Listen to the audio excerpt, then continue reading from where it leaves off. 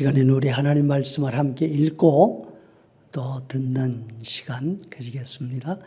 사도행전 26장 1절에서 다 읽고 싶은데 조금은 긴 것 같아요. 그래서 3절까지 그 다음에 24절에서 29절까지 읽도록 하겠습니다.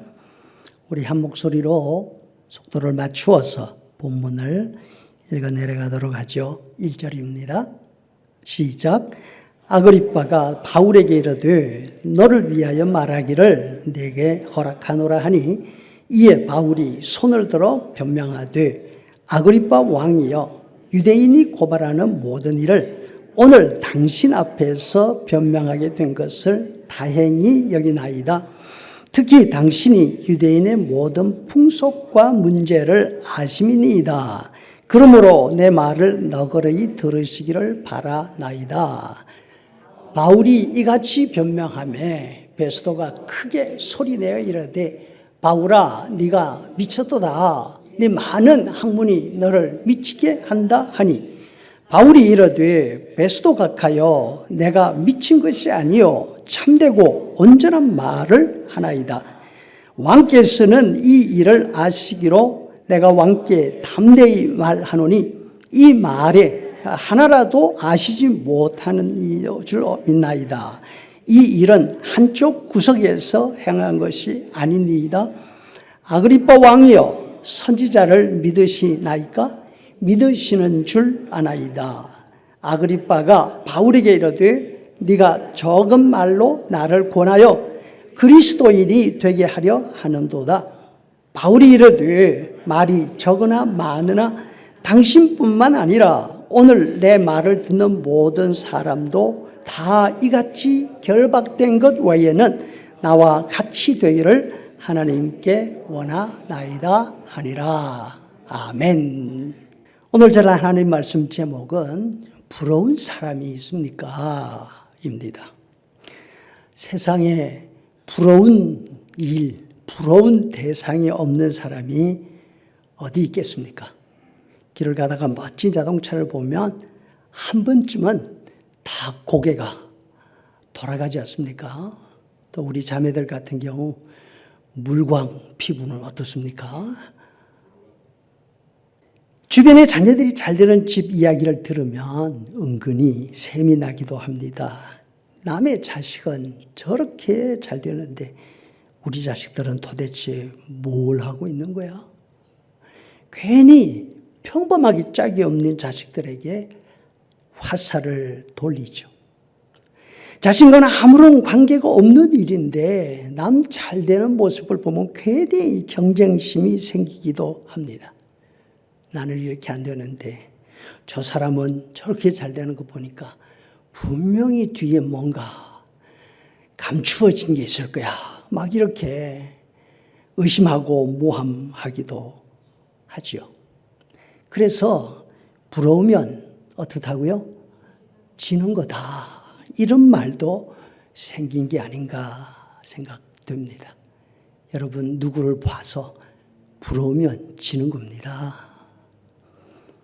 오늘은 바로 이 점을 믿음 생활에 적용해서 세상적인 기준에서 잘 되는 사람 부러워하지 말고 우리가 가지고 있는 세상 사람들은 가지지 못한 우리가 가지고 있는 믿음의 은혜를 알고 다른 사람들도 우리처럼 예수님 믿는 복을 받고 살았으면 좋겠다. 그래서 전도할 수 있기를 바랍니다. 아멘. 오늘 본문에 보면 등장인물이 세 사람 두드러지게 나타나죠. 첫째는 아그리빠라는 사람이고 둘째는 바울이고 셋째는 베스도라고 하는 사람인데 이 사람은 바울과 아그리빠 사이를 중재 끼어들고 그런 사람입니다. 아그리빠가 누굽니까? 왕입니다. 바울이 누굽니까? 복음을 전하는 사도입니다. 베스도는 예루살렘에 파송되어 온 로마 총독이었습니다. 근데 신약 성경을 읽다가 보면 가장 자주 만나는 사람의 이름이 뭔가 하면 헤롯이라는 사람이에요. 헤롯 왕 이렇게 돼 있죠. 세 사람인데 헤롯 왕이라는 사람이 한 사람이 아니라 세 사람입니다. 이 세 사람은 동일 인물이 아니죠. 이 성경에 기록되어 있는 헤롯 왕이라고 나온 사람 세 사람이 살았던 시간이 성경 기록으로만 봐도 한 60년쯤 됩니다. 예수님의 탄생으로부터 시작해서 바울 사도가 가이사랴에서 재판받는 일까지 지속적으로 나오는 이름이죠. 이 이름들을 세 사람으로 알고 구별하지 않으면 복음서와 사도행전에 나오는 사건들을 이해하기가 좀 어렵게 됩니다. 가장 먼저 나오는 헤롯 왕은 누굴까요? 마태복음 2장 1절에 보니까 헤롯 왕 때에 예수께서 유대 베들레헴에서 나셨다. 예수님이 태어나실 때에 왕이었던 사람, 아기 예수님을 찾아서 죽이려고 했던 사람, 이 사람을 가리켜서 사람들은 헤롯 대왕 이렇게 부릅니다. 예수님이 태어나셨을 때 동방 페르시아에서 박사들이 오지 않습니까? 왕궁에 와가지고 유대인의 왕으로 태어나신 아기가 어디에 있느냐고 찾습니다. 왕궁은 물론이고 예루살렘 성 전체가 발칵 뒤집어집니다. 현직 왕이 멀쩡하게 살아있는데 왕이 태어나다니 무슨 소리입니까? 헤롯 왕은 아기 예수님을 찾아서 없애버리는 궁리를 합니다. 뜻대로 되지 않자 아기가 태어났다고 듣는 베들레헴 지역에 2살 배기 밑으로는 다 죽이는 끔찍한 짓을 저질렀지요. 헤롯이라는 사람, 헤롯 대왕이라는 사람은 잔인하기 짝이 없는 사람이었습니다.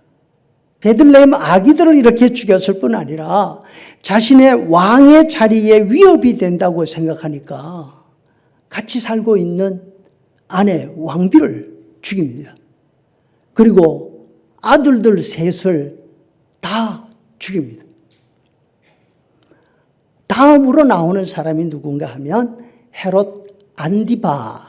누구라고요? 헤롯 안디바라는 사람입니다. 이 사람은 헤롯 대왕의 6번째 아들입니다. 예수님이 공생의 사역을 하시는 기간 동안에 갈릴리 지방을 다스리는 왕 혹은 분봉 왕이었습니다. 예수님께 대해서는 어떤 느낌을 가지고 있었는가 하면 누가복음 23장 8절에 보니까 이 헤롯은 누구라고요? 헤롯 안디바예요. 예수를 보고 매우 기뻐하니 이는 그의 소문을 들었으므로 무엇이나 이적 행하심을 볼까 바랐던 영고라. 이 사람은 그렇게 도덕적인 사람이 못 되었죠.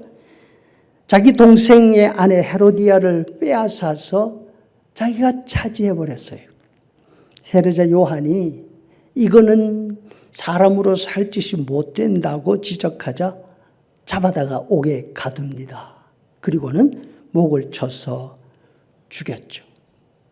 그리고 결국은 빌라도 총독과 함께 예수님을 재판하는 자리에까지 갑니다.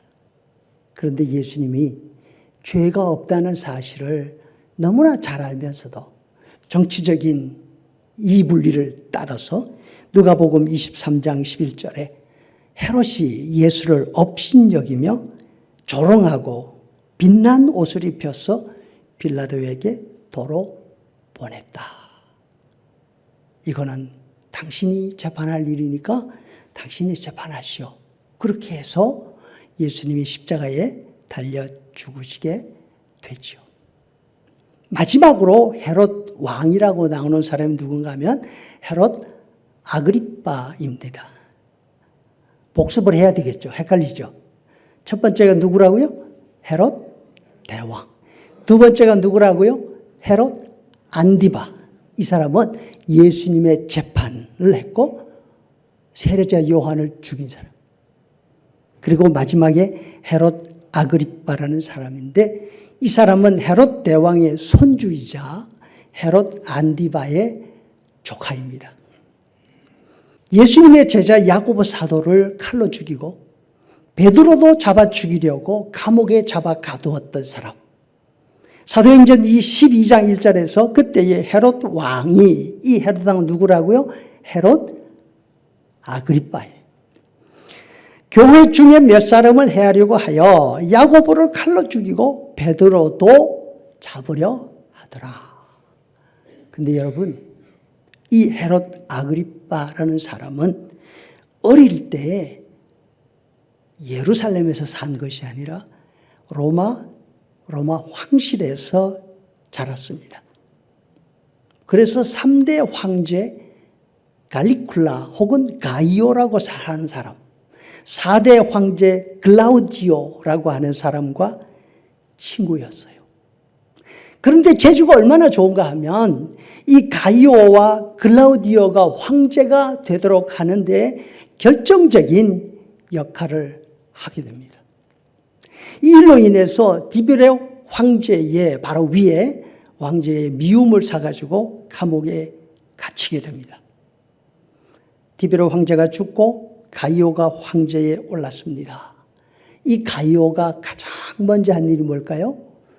바로 아그리빠를 감옥에서 꺼내주는 일이었어요. 그리고는 많은 재산과 큰 권세를 주고서 유대 왕으로 임명하죠. 자신에게 보여준 아그리빠의 은혜를 갚은 것이죠. 이와 같이 황제의 권세를 뒤에 업고 예루살렘으로 부임한 이 아그리빠는 그 위세가 얼마나 대단했는지 사도행전 12장에 보면 잘 나와 있습니다. 헤롯 아그리빠가 왕복을 차려입고 연설을 합니다. 그때에 연단 밑에서 쭉 서 있던 많은 사람들이 환호성을 지르면서 왕 만세를 부릅니다. 그러면서 어떻게 말합니까? 12장 2절, 22절에 보니까 백성들이 크게 부르되 이것은 신의 음성이라 사람의 소리가 아니다. 그런데 하늘을 찌를 듯한 이 교만을 하나님이 그냥 두시지 않습니다. 어떻게 됐다고요? 12장 23절에 보니까 헤롯이 영광을 하나님께 돌리지 아니하므로 벌레에게 먹혀 죽으리라. 하룻밤에 급사하고 말았어요. 헤롯 아그리빠가 사도행전 12장, 다시 말해서 주후 44년에 하룻밤 만에 갑자기 죽었는데 25장에 보면 또 아그리빠가 나와요. 12년 후에. 그러면 이 사람은 도대체 누군가? 25장에 나오는 아그리빠, 오늘 본문에서 보는 아그리빠는 사도행전 12장에 나오는 헤롯 아그리빠의 아들입니다. 그래서 아버지의 이름도 아그리빠, 아들의 이름도 아그리빠. 그래서 사람들이 그 뒤에다가 다른 별명을 붙여요. 아버지는 아그리빠 1세, 아들은 아그리빠 2세 이렇게 했죠. 로마 황실의 권위를 입고 있는 이 아그리빠 1세는 자기 아들도 자신처럼 로마 황실에서 자라게 하면서 로마 황실의 인맥을 튼튼하게 만들어줍니다. 그래서 아들 아그리빠는 글라우디오 황실에서 황제의 아들들과 함께 자랍니다. 그러다 보니까 글라우디오 이후에 황제가 되는 네로와 절친한 관계가 됩니다. 황제가 헤롯 아그리빠 1세를 얼마나 아꼈는지는 그가 죽은 이후에 아들 아그리빠 2세에게 해준 대우를 보면 알 수가 있습니다. 아그리빠 1세가 갑자기 죽었을 때 그 아들은 불과 17살밖에 되지가 않았습니다. 왕이 될 수가 없어요. 그때의 황제는 아그리빠의 아들이 성인이 되어서 왕의 역할을 감당할 수 있을 때까지 그 자리를 비워둡니다. 몇 년 동안? 12년 동안. 그 대신에 총독을 파견합니다. 그리고 21살이 되었을 때 갈릴리 지역뿐 아니라 그 주변에 있는 모든 지역을 다 이 사람에게 맡기게 됩니다. 오늘 본문에 나오는 이 아그리빠 왕은 그 당시로 본다면 우리 속담대로 하면 개천에서 용이 난 케이스예요. 로마 사람 아니잖아요. 황족은 더 이상 아니고 그렇다고 그리스 사람도 아니에요. 동쪽에 있는 소수민족 에돔 사람이에요. 그럼에도 불구하고 태어나면서부터 로마 황실에서 자랐습니다. 황제들의 은인인 은혜의 아들로 황제들의 아들들과 친구가 됩니다. 자신의 아버지의 친구 글라우디오가 죽자 이제는 자신의 친구인 네로가 황제 자리에 올라갑니다. 이 사람은요, 이런 인맥으로 주후 70년 예루살렘이 완전히 함락되고 유대인들이 거기서 다 쫓아냈어요. 자기가 다스리던 갈릴리 지방이 로마군에게 완전히 초토화되었음에도 불구하고 살아남습니다. 살아남는 정도가 아니라 로마로 돌아가서 그곳에서 행정관이 되고 30년이 더 긴 세월 동안 행정관으로 살아갑니다. 그리고 주후 100년, 80세가 다 된 나이로 죽습니다. 여러분, 세상에 이렇게 잘 풀리는 사람도 있어요. 정말로 부럽지 않습니까?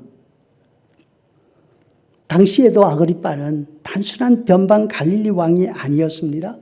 로마 정치권에 있어서 핵심 중에 핵심 인물이었습니다. 베스도라는 사람이 새롭게 신입 총독으로 가이사랴에 부임해 왔습니다. 이 사람이 임지에 와서 누구의 마음을 얻어야 될까요? 물어볼 필요도 없죠. 실세 황제의 친구 갈릴리 왕 아그리빠예요. 며칠이 지나자 아그리빠가 베스도를 만나기 위해서 갈릴리로 옵니다. 베스도는 어떻게 하면 이 사람의 마음을 얻을까? 아마 초미의 관심이었을 거예요. 베스도는 감옥에 갇혀 있는 바울 사도에 관한 일을 아그리빠에게 의논합니다. 바울 사도는 이미 로마 황제에게 상소한 로마 황제의 재판을 받기로 되어 있는 그런 사람이었어요. 그런데 아그리빠가 바울 사도 일에 관심을 보이자 베스도는 숨도 안 쉬고 그 다음날 바로 재판 일정을 잡습니다. 로마로 가서 황제의 재판을 받기로 되어 있는 바울을 황제가 아닌 아그리빠 앞에 세우는 겁니다. 23절에 보니까 이튿날 아그리빠가 크게 위험을 갖추고 높은 사람들과 함께 접견 장소로 들어오고 베스도의 영으로 바울을 데려오니 베스도가 말하되 아그리빠 왕이여 이 사람에 대하여 황제께 확실한 사실을 알 것이 없으므로 상소할 재료가 있을게 하여 이 사람을 아그리빠 왕 당신 앞에 세웠습니다. 당신이 바로 황제 같은 분이 아닙니까? 당신이 재판해 준다면 황제가 바로 재판하는 것과 같을 테니까 당신이 이 일을 선처해 주길 부탁합니다. 이렇게 한 거죠. 바울 사도가 그 아그리빠 앞에서 자신을 변호합니다. 26장 2절 오늘 본문에 보니까 아그리빠 왕이요 오늘 내가 당신 앞에 변명하게 된 것을 다행히 여기나이다. 그런데 바울은 자신을 놓아줄 수도 있는 황제와 같은 권한을 가진 아그리빠 앞에서 자신의 억울함 혹은 자신의 무죄를 주장하지 않습니다. 자신이 예수님을 만난 경험을 이야기하고 자신이 나사렛 예수를 전하는 이 일은 자신이 생각이 아니라 하늘의 계시를 따른 것이라고 말합니다. 19절에 아그리빠 왕이여 그러므로 하늘에서 보이신 것을 내가 거스리지 아니하고 회개하고 하나님께 돌아와서 회개에 합당한 일을 전하라. 합당한 일을 하라. 그렇게 전하고 있는 겁니다. 하나님의 도우심을 받아 내가 오늘까지 높고 낮은 사람 앞에 이렇게 서서 증언하고 있습니다. 바울사도는 지금 자신의 무죄를 변호하지 않습니다. 자신은 하늘의 계시를 받고 가지고 있는 사람이라고 하면서 아그리빠를 향해서 전도하고 있습니다. 여기까지 바울사도의 말을 듣고 있던 베스도 총독이 바울의 말을 막았습니다. 그러면서 유명한 말을 하죠. 25절에 바울이 이같이 변명하되 베스도가 크게 소리내어 이르되 바울아 네가 미쳤구나. 네 많은 학문이 너를 미치게 만들었구나. 이 말을 다른 말로 바꾸면 이렇습니다. 바울아 네가 지금 간이 배 밖에 나와 있구나. 지금 네가 감히 누구 앞에서 그런 미친 소리를 하고 있는 거냐고. 너무나 당황하고 분노해서 소리를 지르고 있는 것입니다. 베스도는 지금 아그리빠 왕 앞에 재판장의 자리를 내어줬잖아요. 바울이 자신의 무죄를 주장하고 아그리빠 왕이여 나를 봐주십시오.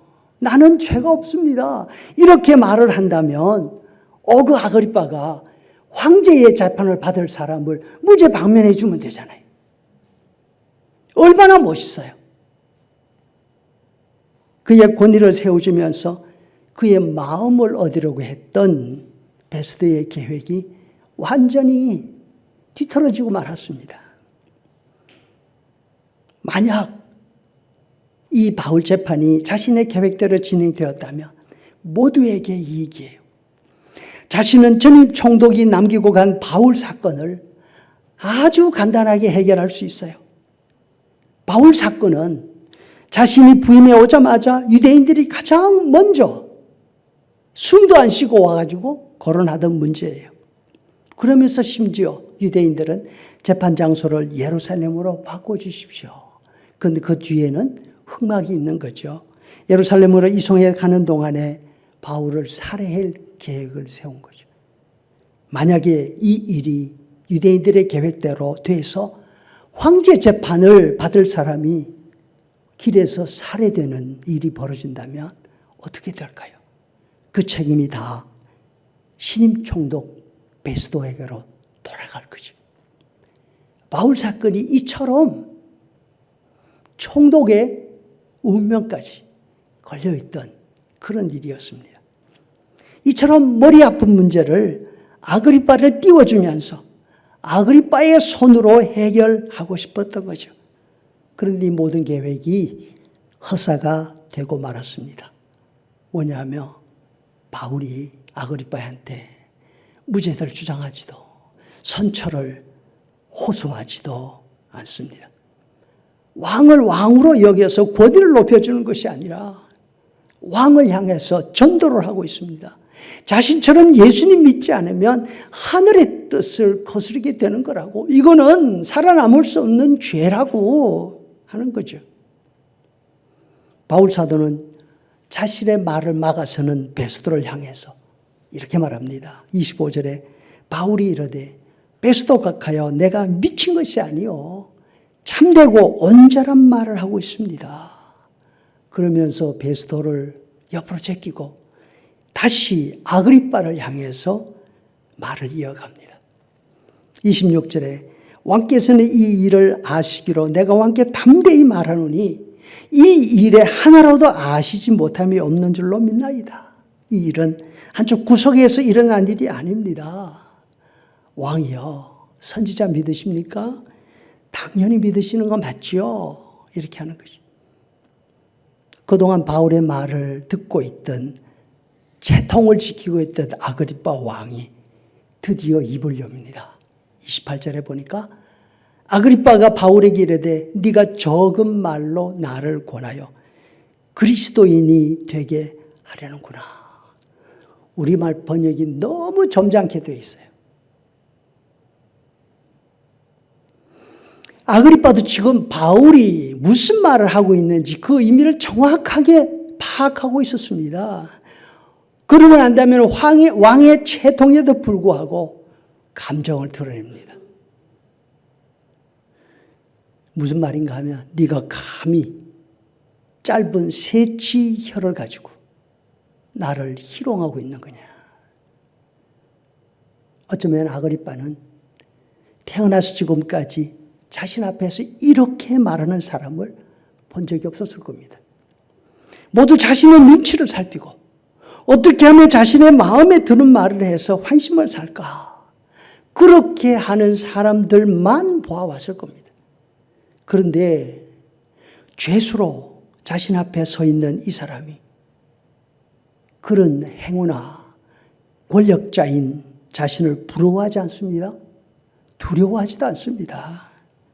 오히려 왕인 자신을 안타까워합니다.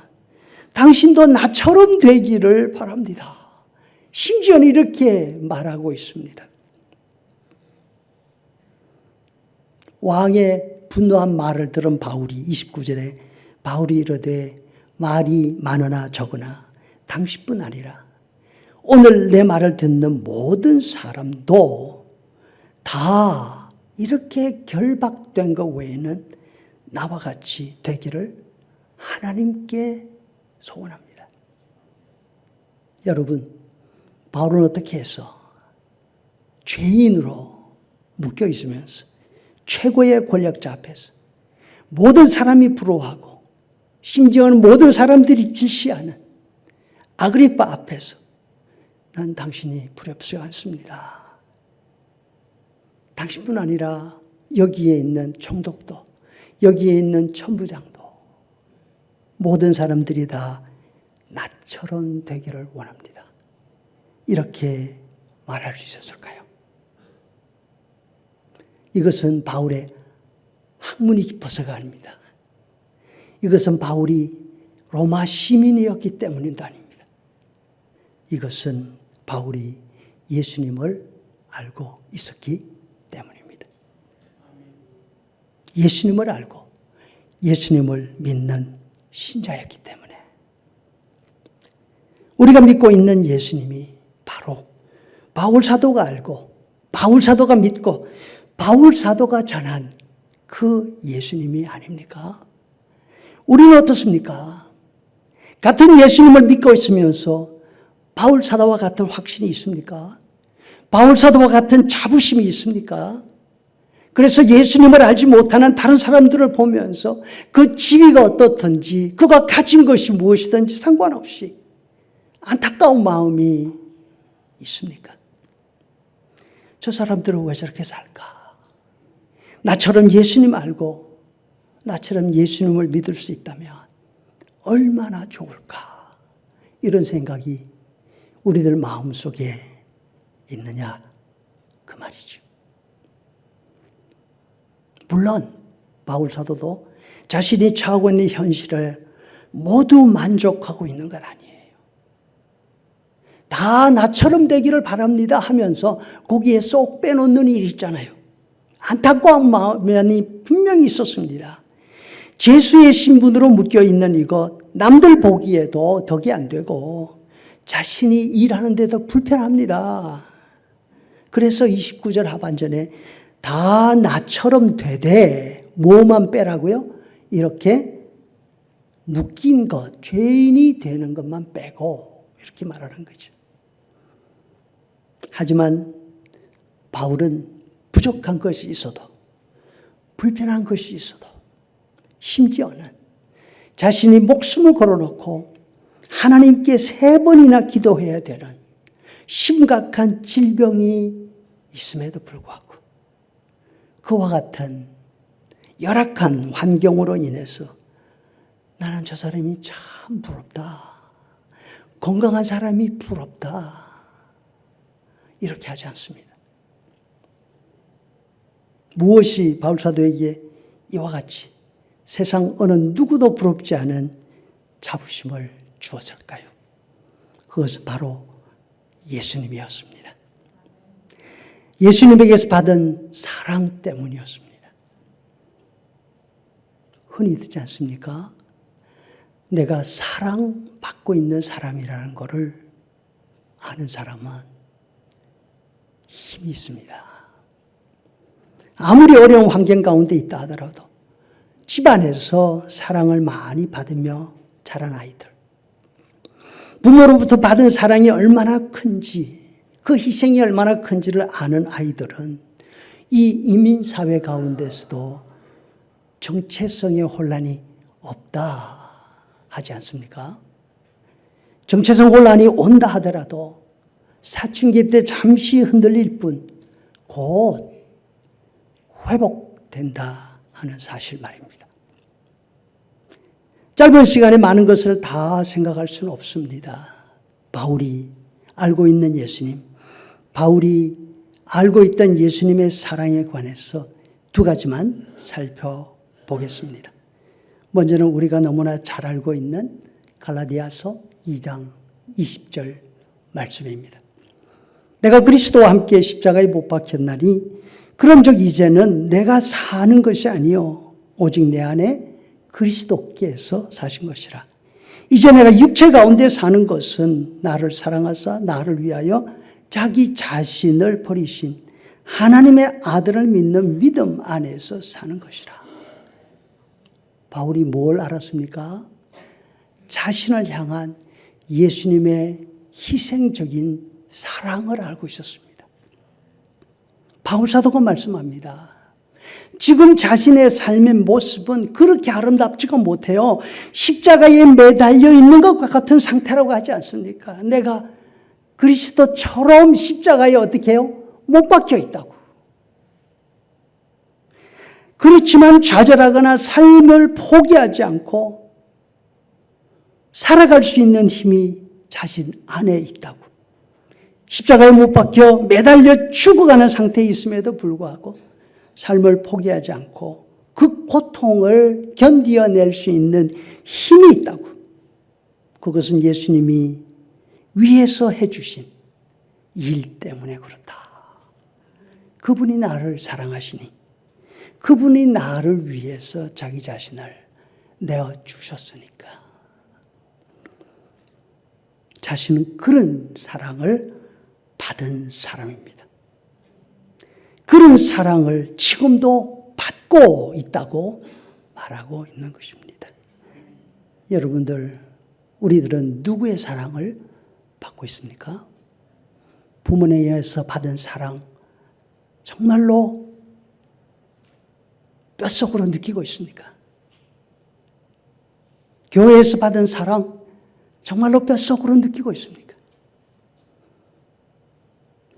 우리가 예수님을 믿으면서 예수님에게서 받은 사랑 뼛속으로 느끼고 있습니까? 우리 찬송가 가사에 보니까 세상 모두 사랑 없어 냉랭함을 아느냐. 곳곳마다 사랑 없어 탄식 소리뿐이었어요. 사랑이 없는 곳에는 혹은 사랑을 알지 못하는 사람에게는 두 가지밖에 없어요. 하나는 냉랭함이에요. 나 자신이 지금 냉랭하다는 거 느껴지면 내가 사랑에 감동해 본 적이 있는가 돌아볼 수 있기를 바랍니다. 탄식하고 있습니까? 내가 기억하는 사랑의 추억이 무엇입니까? 부모님의 사랑 추억뿐 아니라 예수님을 믿는 우리들이라면 십자가의 추억이 우리 속에 있는 냉랭함도 우리 속에 있는 탄식도 다 쓸어낼 수 있으리라 확신합니다. 사랑을 받지 못하고 사랑을 알지 못하는 사람은 어떤 조건에 있든지 아무리 많은 것을 가지고 있고 아무리 높은 자리에 가 있든지 당당하지 못합니다. 반면 사랑에 대한 감동이 있는 사람은 이런 냉랭함, 이런 탄식 소리에서 벗어나게 됩니다. 여전히 세상은 험해요. 그러나 살만합니다. 여전히 세상은 허무해요. 그러나 살아갈 가치가 있습니다. 둘째로 디모데전서 1장 15절 말씀입니다. 밑보다 모든 사람이 받을 만한 이 말이요. 그리스도 예수께서 죄인을 구원하시려고 세상에 임하셨도다 하였도다. 그 뒤에 어떻게 되죠? 같이 하시죠. 시작. 죄인 중에 내가 괴수니라. 이 말은 무슨 말입니까? 자신이 아무리 엉망인 상태에 있다 하더라도 하나님은 자신을 절대로 버리시지 않는다는 것입니다. 자신이 세상에서 가장 악한 죄인이었을 때에 세상에서 둘도 찾아볼 수 없을 정도로 자기밖에 모르는 사람이었을 때 그때에 자기 과신 속에 빠져있던 그때에 누가 자신을 찾아왔다고요? 예수님이 자신을 찾아오셨습니다. 그때에는 백해무익한 존재였습니다. 그런데 세상 사람들은 다 포기해도 예수님은 포기하지 않으셨다는 것이죠. 자신을 찾기 위해서 하늘에서 이 땅까지 내려오셨어요. 그러면서 사울아 사울아 이름을 불러주시면서 자기를 찾아주셨던 분이죠. 여러분, 하나님께서 지금도 지치지 않으시고 지 마음대로 가는 우리들을 포기하지 않으시고 지금도 찾아 나서시고 우리들을 쫓아서 날마다 따라다니신 사실을 기억할 수 있기를 바랍니다. 이것이 뭡니까? 하나님의 참으심, 인내하심입니다. 자신을 찾으시고 자신을 위해 모든 것을 버리시고 자신을 대신해서 죽어주신 예수님의 사랑과 절대로 포기하지 않으시는 그 인내를 알았을 때에 바울 사도의 마음에는 감동이 있었습니다. 예수님의 사랑은 변치 않습니다. 그런데 우리 속에 감동이 있느냐가 문제가 되는 거죠. 이 감동이 있을 때에 예수님에 대한 확신이 생겼고 그 이후에 자신이 바뀌었고 그 이후에 세상 모든 것을 보는 눈이 바뀐 것이죠. 물론 우리 모두가 지금 바울 사도가 예수님을 알았던 만큼 그만큼 예수님께 감격하고 예수님께 감동하고 신뢰할 수 있는 단계에 있는 것은 아니에요. 하지만 희망이 있습니다. 스스로 세상에서 최악이었다고 말하던 바울 사도가 사랑의 감동으로 변화되었다면 우리도 반드시 그렇게 될 것입니다. 우리에게 필요한 것이 무엇입니까? 바울 사도가 전하는 그 말을 그대로 받아들이는 겁니다. 나도 그렇게 되고 싶다. 나도 예수님이 나를 위해 하신 일을 뼛속 깊이 알고 예수님을 신뢰하는 마음으로 살고 싶다. 이런 간절함, 이런 결심이 필요한 것이죠. 만약 이와 같은 간절함이 있다면 시간이 문제이지. 우리도 언젠가는 바울 사도가 가졌던 그 감격과 확신 가운데 살아갈 수 있을 것입니다. 비록 지금의 삶이 마치 십자가를 짊어지는 것이 아니라 십자가에 매달려 있는 것 같은 절망적인 환경 속에 있다 하더라도 그렇다는 것이죠. 안타까운 것은 세상 최고의 권력자, 세상 최고의 상태에 있던 베스토와 아그리빠입니다. 바울 사도의 그 간곡한 말을 들었지만 이들은 자신들의 체신을 먼저 생각합니다. 감히 죄인 주제에 나한테 그런 말을 할 수 있어? 감히 세상의 모든 것을 다 가지고 있는 나한테, 쥐를 살릴 수도 있고 죽일 수도 있는 나한테 나는 당신들이 하나도 부럽지 않습니다. 오히려 당신들이 나처럼 예수님 알기를 바랍니다. 이렇게 말할 수 있느냐는 거죠. 자신들이 그런 말을 하는 바울을 용납할 수가 없었습니다. 자존심이 엄청 상했을 겁니다. 그래서 어떻게 했습니까? 30절 보니까 왕과 총독과 그 함께 앉은 자들이 다 일어나서 어떻게 했을까요? 나가버렸죠.